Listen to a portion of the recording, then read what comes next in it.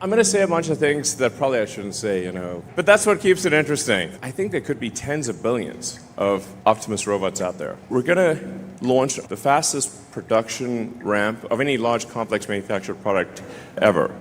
It's starting with building a 1 million unit production line in Fremont. That's line 1. Then a 10 million unit per year production line here on the I don't know where we're going to put the 100 million unit production line. Maybe on Mars, I don't know. But I think it's going to literally get to 100 million a year, maybe even 1 billion a year. People often talk about eliminating poverty, giving everyone amazing medical care. Well, there's actually only one way to do that, and that's with the Optimus robot. With humanoid robots, you can actually give everyone amazing medical care. Optimus will ultimately be better than the best human surgeon, with a level of precision that is beyond human.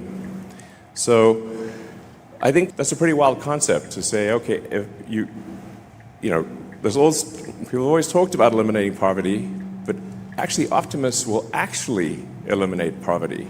Optimus will actually give people incredible medical care. So you start getting some pretty wild sci-fi scenarios where some of these things I say will obviously be taken out of context and used in snippets and sent around, but whatever. I'm still going to say them. I think we might be able to give people a more humane form of containment of future crime, which is if you now get a free Optimus, and it's just going to follow you around and stop you from doing crime. But other than that, you get to do anything. It's just going to stop you from committing crime. That's really it. You don't have to put people in like prisons and stuff, I think. It's pretty wild to think of all the possibilities, but I think it's clearly the future. My book recommendation for the best mostly utopian sci-fi future are the Ian Banks books, the culture books. So if you're curious, like, what do I think the future is probably like? I think it's probably a bit like that. Or, Asimov to some degree, but I think it's, and Heinlein, but Ian Banks, if you're like saying, what does Elon think the future probably will be like for AI and robots, it's kind of Banksian. Now, and things do get kind of wild from an economic standpoint, because at a certain point with AI and robotics, you can actually increase the global economy by a factor of 10 or maybe 100. There's not like an obvious limit. So, like Optimus is kind of like an infinite money glitch. Maybe there won't even be money in the future, or money might be measured in terms of wattage, like how much power can you bring to bear from an electrical standpoint. So I guess what I'm saying is hang on to your Tesla stock. Yeah.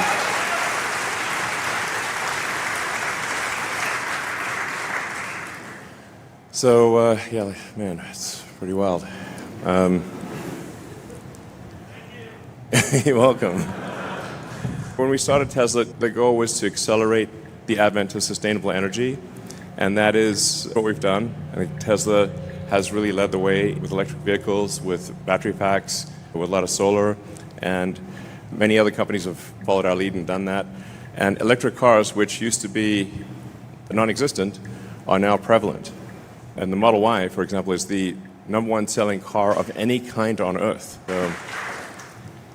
But obviously now with AI and robotics, we need to update our mission. And our mission, I think it's good. It's a great mission, which is to achieve sustainable abundance. Which is, it's like, because I often ask people like, what is the future that you want? What's the best future you can imagine? Because we want to try to make that future, like make the best future you can imagine. And I guess probably the best future is if people, can have whatever they want from a goods and services standpoint or medical standpoint, But at the same time, we don't destroy nature, and we keep the rainforests and the beautiful national parks and all that stuff. And so that's what I mean by sustainable abundance, is that people can have whatever they want, have all their needs met, but we still keep all of the natural beauty that we want. I mean, if somebody can think of a better future, I'm all ears. But I think that's probably the best way to go. As you know, every Tesla is designed to be autonomous, so it's difficult to explain to people if they've not. In fact, I'm sure you've all encountered this, where you try to tell people that the Tesla can drive itself, and they think you're crazy or something. Apart from the Cybertruck, our cars look pretty normal.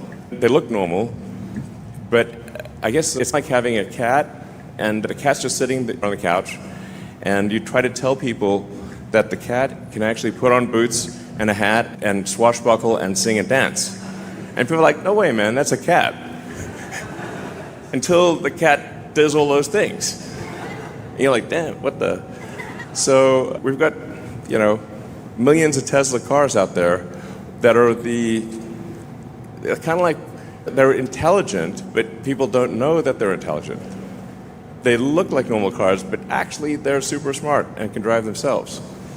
So I think that's probably the single biggest thing we need to do, is to educate potential customers that you can either have a cat that's like a normal cat, or you can have Puss in Boots. And Puss in Boots is very cool. So these days when people come to our stores, and even people that have the car haven't turned it on, we find. And sometimes people have paid for FSD and haven't turned it on. We're like, what? You should at least try it once. And so now the sales team, the service team will actually sit with customers and say, look, let us show you how it works and how easy it is. And then once they've tried it for even just a few days, they can't live without it.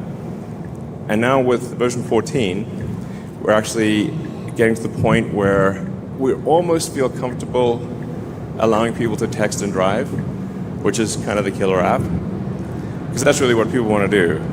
Actually, right now the car's a little strict about keeping your eyes on the road. But I'm confident that in the next month or two, we should look closely at the safety statistics, but we will allow you to text and drive, essentially. Yeah. That's certainly better than the current situation, which often people will actually turn off FSD to text, then turn it back on, which is less safe.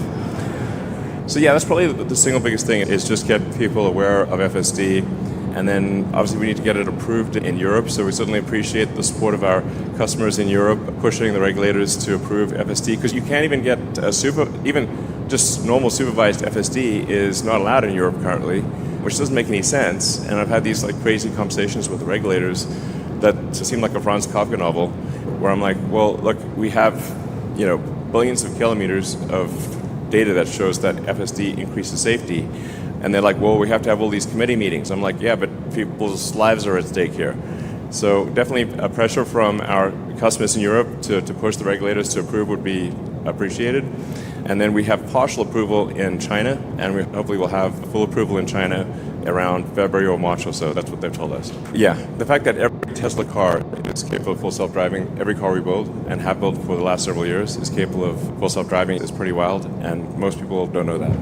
And then we've got the first car that is specifically built for unsupervised full self-driving to be a robotaxi. It's called a Cybercab. It doesn't even have pedals or steering wheel. Yeah, so there's no side view mirrors, so it's very much optimized for the lowest cost per mile in an autonomous mode. And that production is happening right here in April next year. So the way that Cybercab is designed is designed for a purely autonomous world, but also the manufacturing system is unlike any other car. The manufacturing system of the Cybercab, it's closer to a high-volume consumer electronics device than it is a car manufacturing line. So the net result is that I think we should be able to achieve ultimately less than a 10-second cycle time, basically a unit every 10 seconds. Maybe ultimately take a few years to get there, but it's theoretically possible to get to a 5-second production time. So what that would mean is you could get on a line that would normally produce, say, 500,000 cars a year at a 1 minute cycle time, maybe as much as 2 or 3 million. Ultimately, it's theoretically possible to achieve a 5 million unit production line if you can get to the 5-second cycle time. So these will be everywhere in the future. So it changes the look of the roads. So, now, the ingredients, when you look at what Optimus is, what's required to make Optimus and the various ingredients, what do you need to do high volume humanoid robot production? I think it's worth considering that really the cars we make are already robots, but they're four-wheeled robots. So Tesla is already the biggest robot manufacturer in the world because every car we make is a robot. When you break it down to the fundamental elements, you've got batteries, power electronics, motors, gearboxes, you've got connectivity, so you've got a vision-based AI. Hi, Optimus. And all the various pieces that you need for a humanoid robot. You need the AI chip, you need the AI software, you need to be able to manage a large fleet. And really, Optimus is a robot with arms and legs, as opposed to a robot with wheels. Tesla's ideally suited, I think, to succeed in this arena. You will see certainly many companies showing demonstration robots. There's really three things that are super difficult about robots. One is the engineering of the forearm and hand, because the human hand is an incredible thing. It's super dexterous.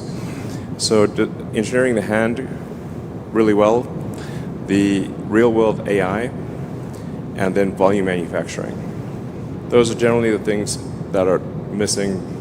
One or more of those things are missing from other companies. Tesla is the only one that has all three of those.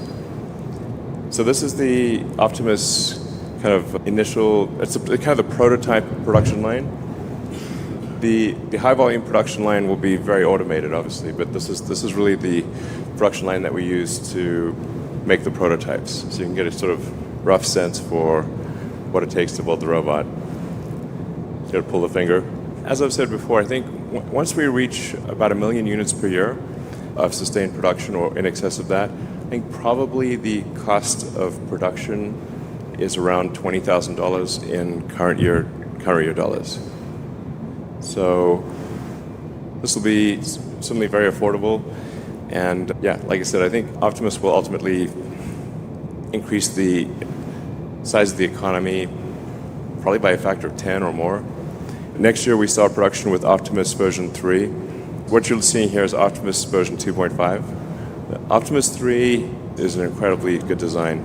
The Tesla engineering team is amazing. When you see Optimus 3, it will seem as though there's someone like a person in a robot outfit, which is how we started with Optimus. It really is going to be something special. Optimus 4 hopefully starts production in 27, and Optimus 5 in 28, so it's kind of like an annual release cycle with significant improvements with each one and gigantic increases in the scale of production. Sustainable abundance via AI and robotics. That's the future we're headed for. And as I think most people here know, the safety statistics show that miles driven on FSD are much safer than miles driven without it. So what this will translate to ultimately is saving the lives of millions of people and preventing hundreds of millions of accidents. So a massive increase in lives solved and tragedies avoided. It's going to be amazing. And how many people here have tried 14.1? Okay. All right, cool. Yeah, you can see even with the point releases, it's getting quite a bit better. It should be pretty smooth at this point. But really 14.2 there are major changes with 14.2 and then 14.3. And I think by 14.3 is when we'll really be at the point where you can just pretty much fall asleep and wake up at your destination. I've been putting a lot of time into the new Tesla chip design because in order to have a functional robot, you have to have a great AI chip. It needs to be an inexpensive chip and it needs to be very power efficient.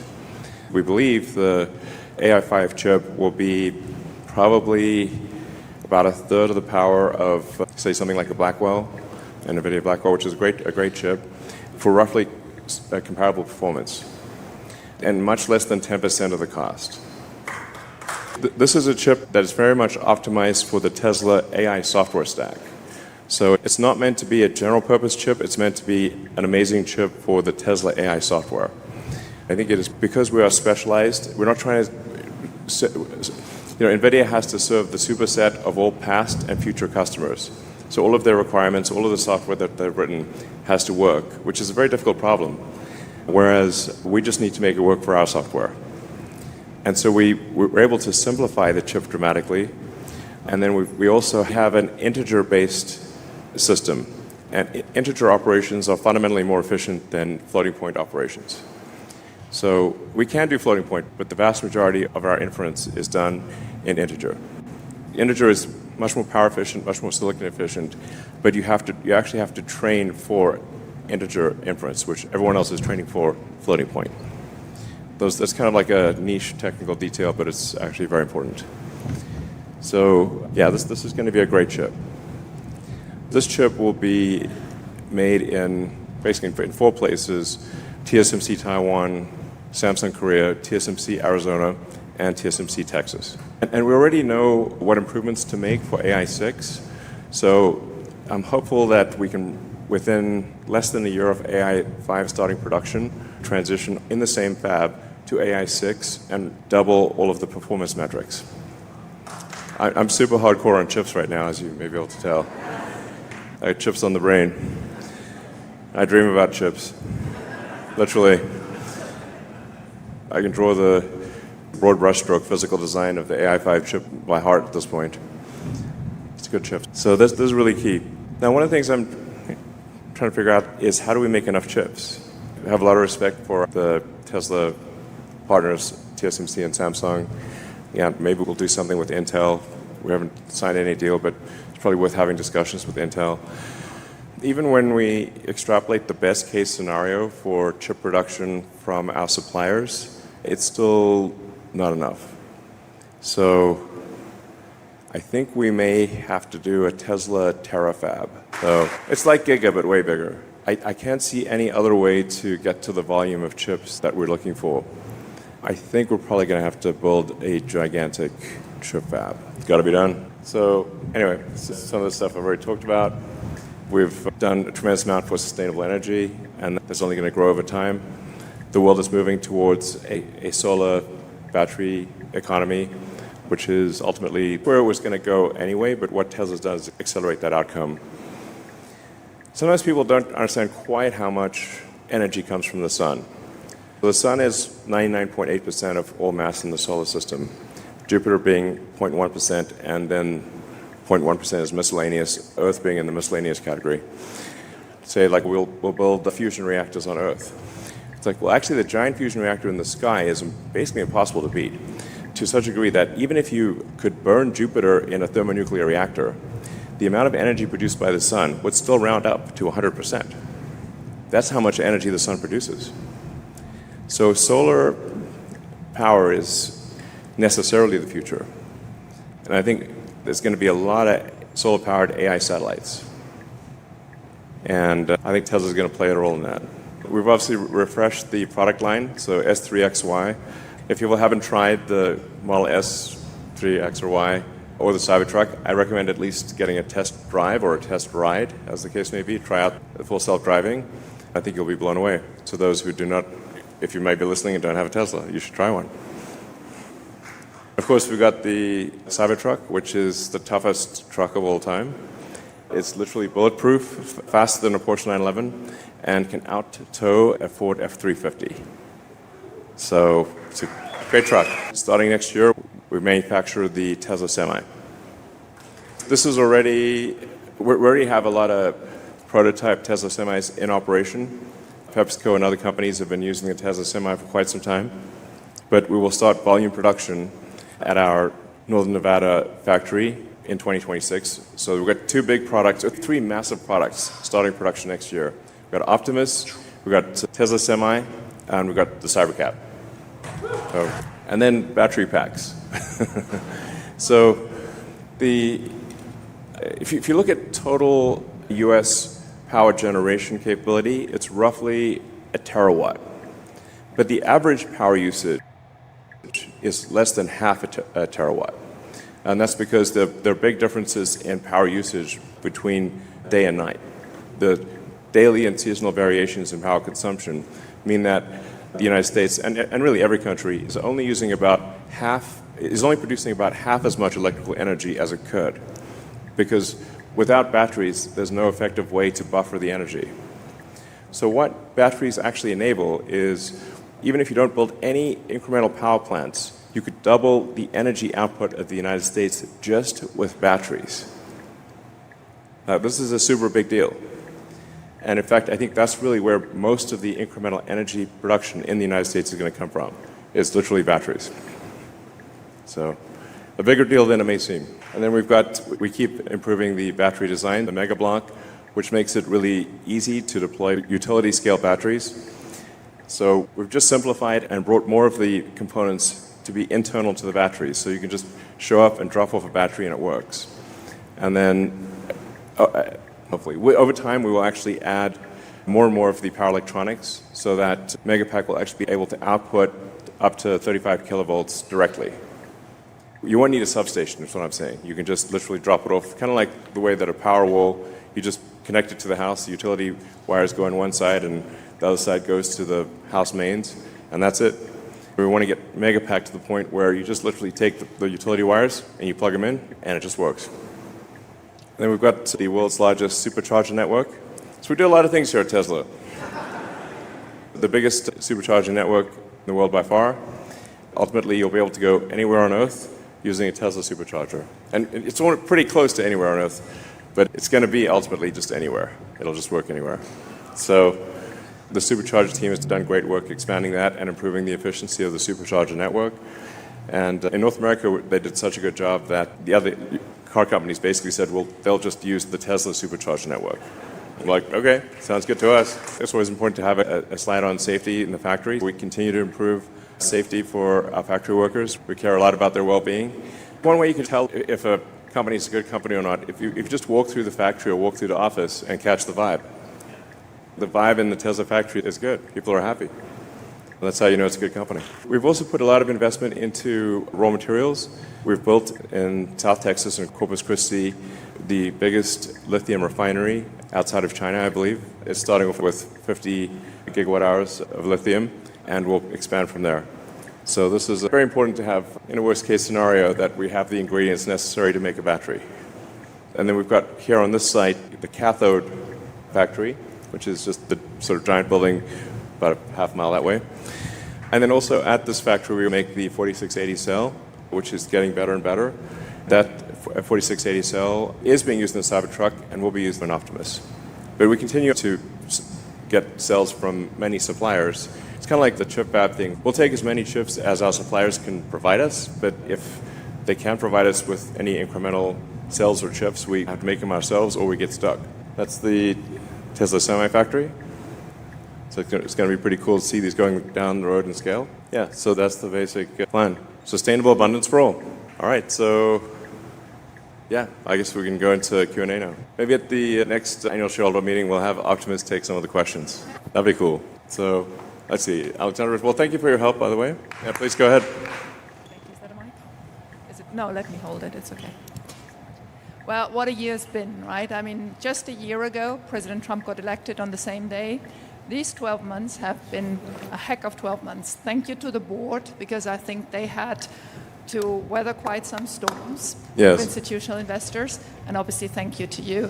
And we stand with you. I think we showed it, and we will show it. So we would like to express a wish, please. This is a nice venue. We love coming to the factory, and I think it's actually great we're doing this at the factory. But there are thousands of retail investors who are crying because they cannot. They come to me. I love playing the mama, but I now give it to you. Please organize a bigger venue. We're bigger than Berkshire, and we will do better than Berkshire. Okay, sure. And we can pay. Make it happen. Yeah. Actually, Tesla will be way, way, way bigger than Berkshire long term. It's going to be kind of nutty. All right, we'll do the next one. Maybe we'll do it in the... Yeah, like in the downtown arena or the soccer stadium or something like that. And get your security check. We want to make sure that you're safe. And Okay. if you can bring the other Elon companies there as well, Okay. investors would really appreciate it. All right, sounds good. Thank you very much for listening to that. All right. Elon, as a father, I just want to first thank you for everything you're doing in the world, especially freedom of speech. Thank you. And one question, will you or Tesla ever consider FSD tied to an owner's account rather than a vehicle to encourage more frequent upgrades, provided the transfer is to only a brand new Tesla vehicle while fostering brand loyalty? If the vehicle is sold or traded without upgrade to another Tesla, FSD ownership would end. Well, we have done that a few times. I guess we could extend it again.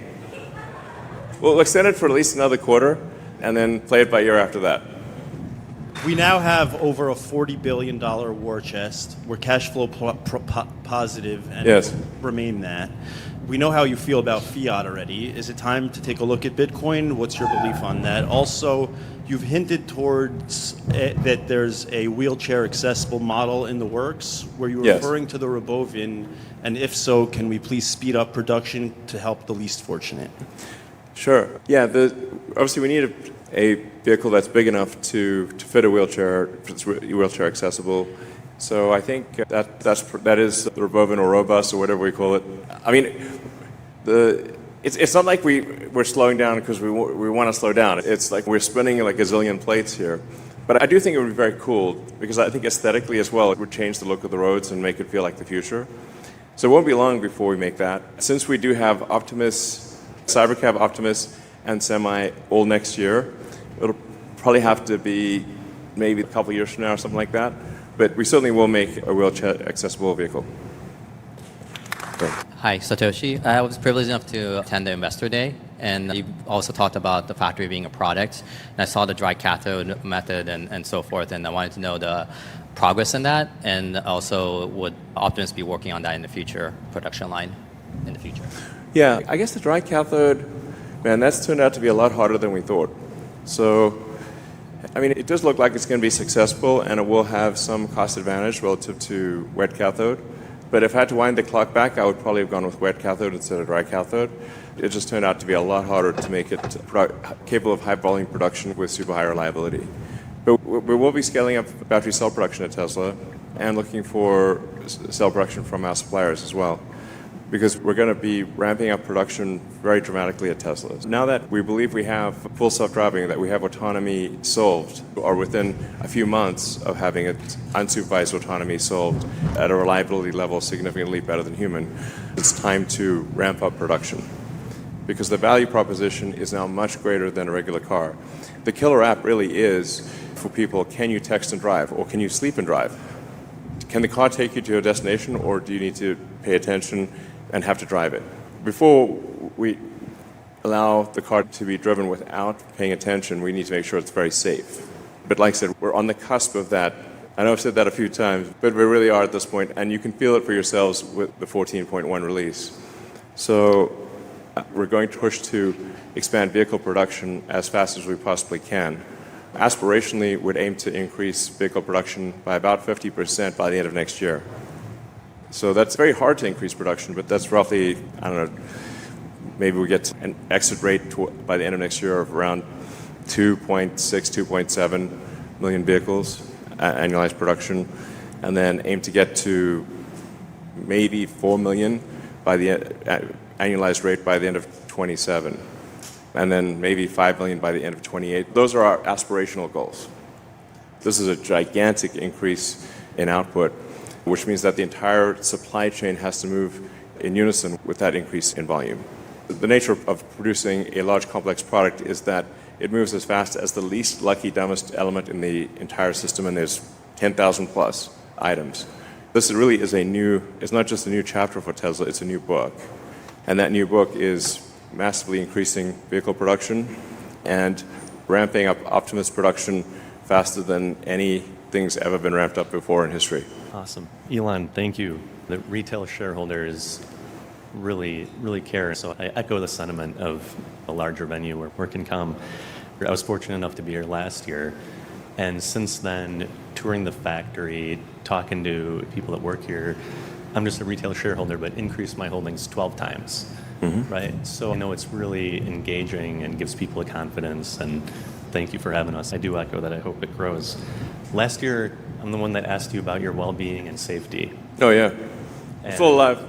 And it was a broad, general question, and it was before some of the uncertainty that's unfolded since then. So I hope it had a positive impact. We all care. And so my question this year, you've talked recently about the most mind-blowing product demo of all time. Roadster. Yeah. And I have patiently been waiting on my Yes. Founders Series Roadster reservation. So Yes. on behalf of the Founders Series guys that have stuck in there, can we be invited to this unveil? Oh, yeah, sure, absolutely, definitely. Okay. Yes. So all Founders Series can be invited? Yes. I mean, it's the least we could do, frankly, for people that are long-suffering Roadster reservation holders. I feel confident in saying it will be the most exciting product unveil ever. And I hope that, whether it goes well or doesn't go well. Since I'm up here, can I get the first one? Well, I guess it's according to whoever put down their deposit in that sequence. So that's but you'll get a very early one. The new Roadster is very much sort of like it's not even the icing on the cake; it's the cherry on the icing on the cake. So I mean, it's really kind of like it's not essential for sustainable abundance. Let me put it that way. But I do think there should be very cool technology in the world that is way beyond anything that's ever existed. And I think I'd like those, like even if I could never have access to those things, I'd like to know that they exist and see the future happening. So I think it will be inspiring to a lot of people. It's like the coolest car, if it even is a car, that will probably ever exist. Congrats on the proposal plan. That was amazing, the compensation. Question back to chips, Chips will be the limiting factor. to the future. Chips and electricity are the two limiting factors. And we got the energy and power and energy packs ready to roll. So I think on the chips, I think you said TSMC, Samsung, perhaps Intel 14A, and several different sites. I heard a couple U.S. factory sources, which is... I mean, we're like everyone. Everybody. It's like... Yeah, and so I guess is there an open door in the future of investing directly into some of those foundries? And second question, how big is a Terra factory? Can you put that in scale? And yeah, that's a good point. That's a semiconductor Terra factory? Yeah, well, the thing is that we actually have agreed to buy all the chips that are made from the fab, So it's basically a money printing machine for TSMC and Samsung. It's like literally, the faster you make the chips, the faster we send them money, but it's still not going fast enough. That's why I think, as far as I can see, the only option is to go build some very big chip fab. And then you got to solve memory and packaging too. Otherwise, you just tap out at whatever the chip production rate is. So I guess Terra would be at least 100,000 wafer starts per month size fab. And maybe that would be one of 10 in a complex. So it would ultimately be 1 million wafer starts per month. Yeah, exactly. You can tell when it gets the giggle factor, that's probably a good sign that we're onto something special. I wouldn't be surprised if long term it's like 1 million wafers a month. Hi, Elon. I'm a long-term investor, so I've been holding the shares for 12 years. I worked at the Autopilot team development for 10 years, and I brought my dad here from Brazil. We actually won the Tesla Vision contest with the Cybertruck B video, so I hope you get to see that at some point. Thanks for the free Model Y. And my question is about, obviously, market expansion, but not only South America, Brazil, but also into Mars, like with the upcoming rendezvous of Mars and Earth. What's going to be in the payload, where we're going to send there? Well, Optimus is going to play a big role. Well, Optimus and I think Tesla vehicles will play a big role on the Moon and Mars. So for a Moon base and a Mars city, Tesla vehicles and Optimus robots are a natural fit for building and operating a Moon base and a Mars city. So, sorry? Cybertruck also? Yeah, it's Cybertruck. You will need to drive around in a pressurized vehicle if there's a person inside. It'll be something cool. A next level moon buggy or Mars buggy. All right. Hi, Mr. Musk. I've been a fan of yours since 2006. I think I saw a piece in Popular Science magazine. It was really cool, and I think I was 15 at the time. shareholder since 10 years now. It's been really, really rewarding. It's changed my life. So thank you very much to you and Tesla. My question is regarding Tesla's mission for a sustainable future as it pertains to autonomy. I personally fully expect a deflationary period after, well, unlocked by autonomy, basically, both in moving humans and goods and whatnot, excluding Optimus even. Yeah. What efforts is Tesla going to focus on to reduce the dollar per mile? Rough math, I think like 30 cents a mile would be really nice. 50 cents is pretty good too. I mean, looking at inflation later on. And then I guess the second part of that, how low does it have to be for people to just stop buying cars, like where it doesn't make economic sense to do that? I expect that to affect economies of scale and then further increase the pricing of vehicles there on out. So like, what is that node at which inflection happens? Well, in terms of cost per mile, I mean, we do see a path with a lot of work to get below 20 cents a mile in current year dollars. Some would agree that things will probably be deflationary as productivity increases, because you can think of money supply as being the ratio of goods and services to the growth in goods and services versus the growth in the money supply. That ratio is basically inflation. If the output of goods and services grows faster than the money supply, then you necessarily have deflation, or vice versa. They try to make it sound complicated, but it's not. I'm not sure that even government overspending can actually, I think government overspending will be lower than the increase in productivity of goods and services, which would imply deflation as you expect. What about economies of scale and the impact it has to how you respond as an automotive company when people stop potentially buying cars? Economies of scale? In like auto manufacturing, for instance, it only makes sense if lots of people buy your vehicles. Oh, the total number of vehicles will decrease. The sort of vehicle fleet out there is about 2 billion cars. But 2 billion, if you add up all cars and trucks that are not at a scrapyard, I think it's around 2 billion. But that number would decrease with autonomous vehicles. So the total fleet size would drop. I actually think miles driven will increase because it is now much less painful to travel somewhere. If somebody's thinking about traveling across a busy city, they'll take into account, well, how much pain do I have to deal with if I have to go through 2 hours of traffic? I probably won't do it. But if you're just, say, sitting in a Cybercab watching a movie or doing some work, then it's just like sitting in a little lounge. I think you'll see probably a significant increase in total miles driven, but at the same time, a decrease in the total active fleet of vehicles. I'd just like to reiterate how grateful we all are to have you on board, ready to lead us to another $7 trillion in market cap, at least. At least. Obviously. Thank you. My question is, how much of a concern is it that when Cybercab starts production in Q2 next year, that regulation won't be there yet to where you can deploy Cybercabs being produced? Or are you guys confident that every Cybercab you guys make, you'll be able to deploy? Yeah, I think the rate at which we receive regulatory approval will roughly match the rate of Cybercab production. It'll be maybe a little tight, but it's about right. And I'd like to thank Waymo for paving the path here. It's very helpful. I think we'll be able to deploy all the Cybercabs that we produce. Once it becomes extremely normal in cities, the regulators will have fewer and fewer reasons to say no. Then you've got the accident statistics at scale, and you can show that autonomous miles save lives, and you've got billions of miles to prove it, then I think it's hard for regulators to say no. Yeah, true.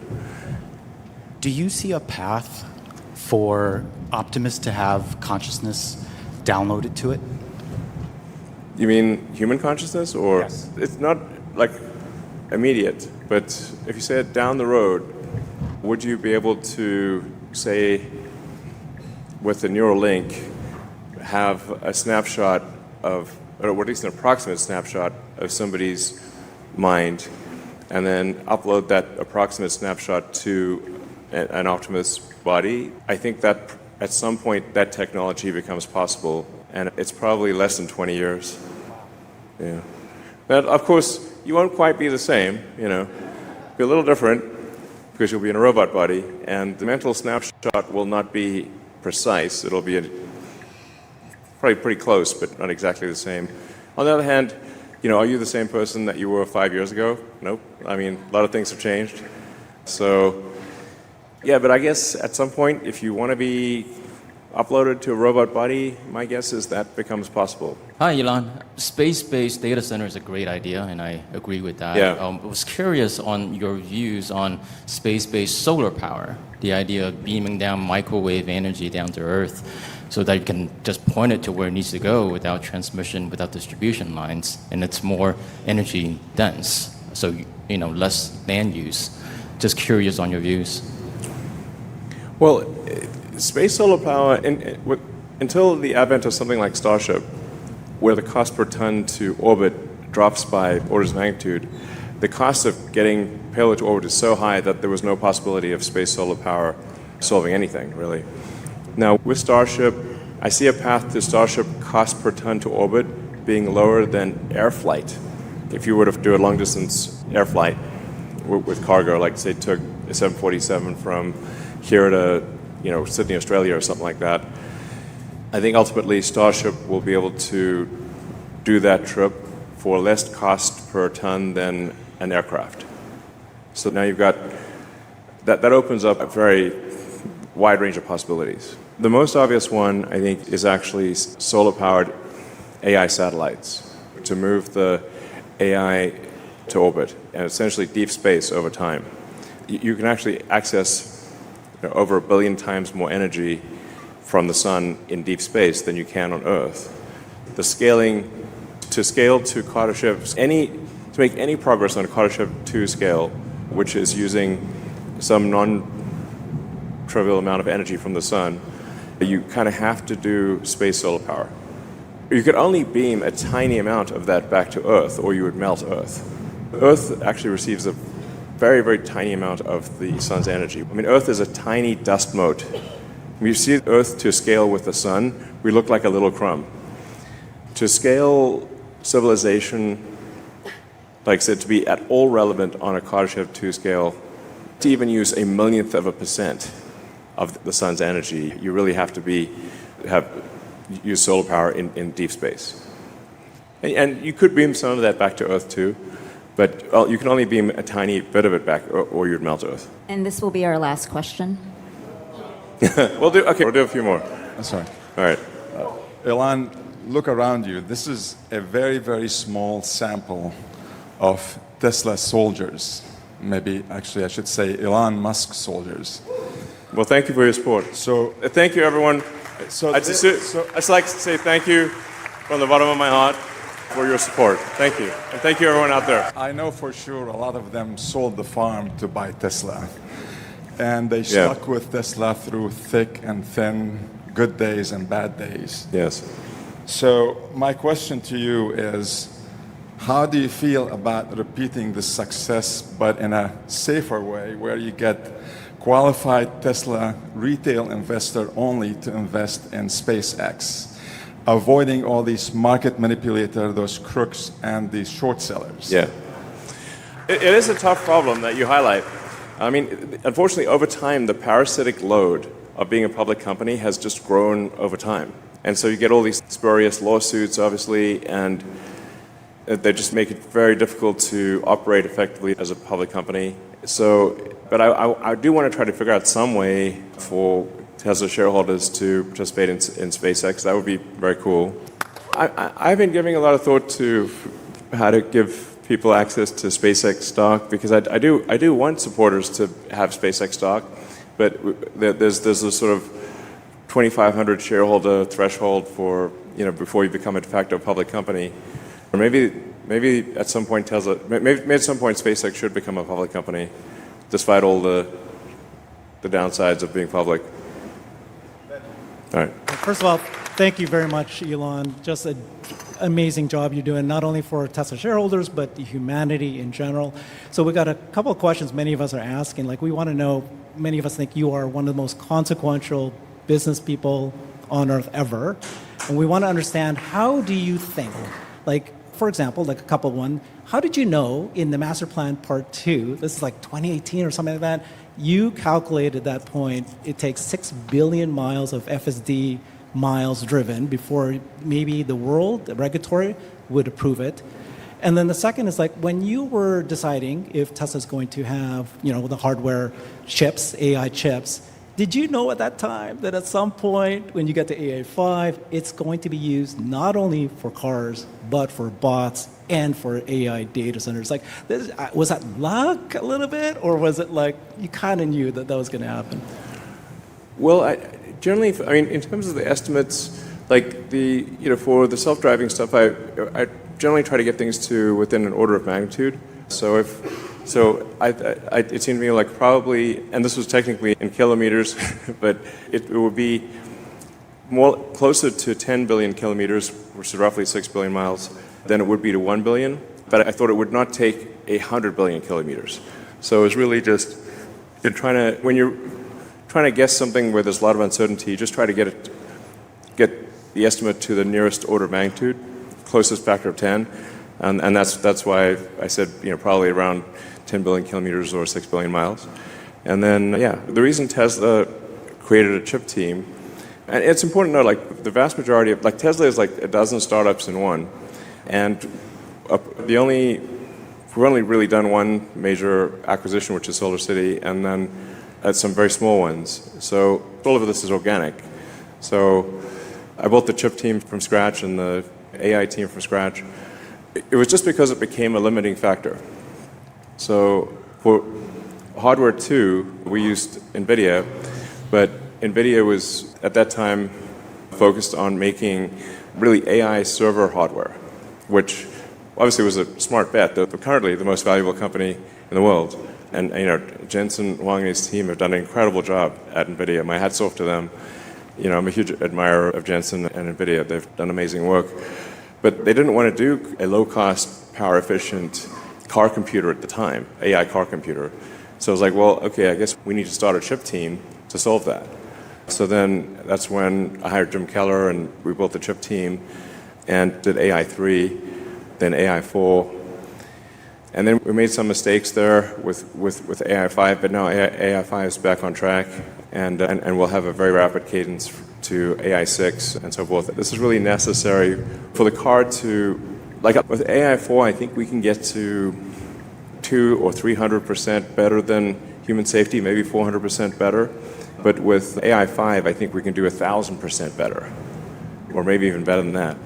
So, than human safety. At a certain point, actually, it might be too much intelligence for a car. Because I was thinking, what if you get stuck in a car and you have too much intelligence? But then one of the things we could do is when the car is idle is use the car as a massive distributed AI inference fleet. With the consent of customers, we're like, do you want your car to earn money for you while it's sitting in your garage at night? We'll pay, $100 a month or $200 a month or whatever the right number is if you allow Tesla to do AI inference workloads when you're not using your car. So and that will also help the AI in the car not get bored. It's like, but they don't always want to drive, so then what do you do the rest of the time? So I think Tesla could actually end up having the largest, Tesla might end up having the most amount of AI inference compute in the world. Like if you think, like maybe if we had 100 million car fleet, and at some point we may have more than 100 million car fleet, and they'll have AI6, AI7, and if you're able to run a kilowatt of inference on 100 million car fleet, now you've got 100 gigawatts of distributed inference with built-in cooling and power electronics and distributed power. Probably the market's valuing that as 0.0 right now, is my guess. But it seems like an obvious thing to do. If you've got distributed inference AI and you've got the power and the cooling, which is very difficult to do the power and the cooling, and 100 gigawatts is a lot. I mean, the average power consumption in the US, I think, is around 460 gigawatts. That's the entire electrical consumption of the US. So if you did 100 gigawatts, that would be a pretty big number. But yeah, it's basically something as a limiting factor, and then we take actions to address the limiting factor. Thank you for that very much. So you guys just unveiled the Cyber Bear.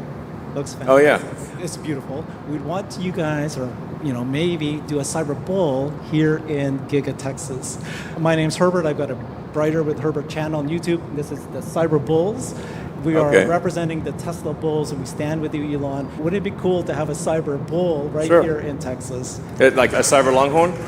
We'll do a cyber longhorn for the factory. Good afternoon. I'm very excited to ask this question. I've dreamed of giving away a Tesla for a very, very long time. And I finally wore EVJect down enough that they're willing to foot the bill for it. But it turns out to give away a Tesla, I have to have your permission to say we're giving away a Tesla. So my it's permission. a You simple can just give it question. away. You don't have to do anything. Tesla doesn't have to do. We're going to go through the normal channels. We'll buy it from a store. Sure, you can give away it. a Tesla. Totally cool. Yeah. Yeah, but certainly you don't need my permission to give away a car. Hi, Elon. My name is Jonathan. You mentioned that the Roadster will have more tech than all the James Bond vehicles combined. Do you think there's Yeah, any possibility pretty that any of that tech will make it into the current vehicle lineup? No. To follow up on that, do you have any estimate of production or delivery timelines for the Roadster? We're aiming for the product unveiled and will be of the Roadster 2, which will be very different from what was shown previously. That event will be April 1st of next year. I have some deniability because, like, I could say I was just kidding.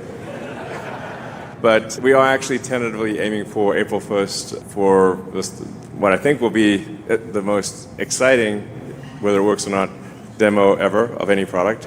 And then I guess production is probably about 12 to 18 months after that. I think production is probably a year or so after that. Oh, well, I can't give away secrets, but you won't be disappointed. All right, we'll take one last question, I guess. Hey, Elon. All right. 3 last questions? Hi, Elon. I'm really excited about this future of sustainable abundance that we're talking about. I mean, you're going to be saving a lot of lives with FSD, but the number of lives that will be saved and improved with this future vision you have is really inspiring and very exciting. So even today, you've mentioned that in a post-scarcity world, the role of money could diminish or become obsolete. Given that much of today's power, including yours, is tied to wealth, do you think achieving this abundance would require powerful people to relinquish their power? And how might we address resistance from those who hold power to make this vision a reality?